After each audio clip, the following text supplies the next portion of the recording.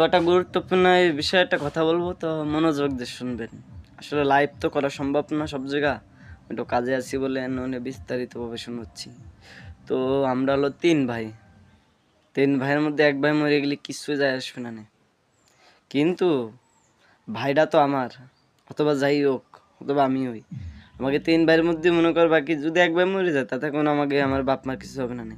আর 2 ভাই আছে, ওই 2 ভাই তোমার ঘরে বাড়ি কি রাখবে কি না রাখবে তোমাকে অত কিছু তোমার জানার দরকার নাই। তো নেক্সট টাইম যেন শুনিনি এই কমেন্ট ওই কমেন্ট এই কমেন্ট। আমি আমলিগও করি না, বিএমপিও করি না, জামাতও করি না, জামাত শিবিরও করি না। তো এবার বলি আমি কোনো দলে নেই, কিন্তু ভাইয়ের সম্পর্ক ভাইয়ের জায়গায়, দলের সম্পর্ক আর এক জায়গায়। ওই ভাইয়ের কিছু হলে দল ফল চোদবো না আমি, বুঝছো? ভালো কথা কয়ে দিচ্ছি, নীরবে থাও। আমি কিন্তু বললাম তেমন একটা ভালো মানুষ না। আমার রূপ যে যে দেখছে, বুঝছো, খুব ভালোই দেখছে। তো নেক্সট টাইম যেন শুনিনি আজে বাজে কোনো কমেন্ট আইছে, মাথায় রাখো, বুঝছো ভাই? তুমি ভাই হও কাকা হও, আমার অত অত অত অত কিছু দেওয়ার নাই। তুমি যদি নিজে আমার আপন ভাইও যদি মনে করবা কি যে ভাইকে নামে উলট পালট কথা খাবা, তোমার আমার গুলি মারতে আমার কোনো বাদবে না। কি কইছি বুঝছো?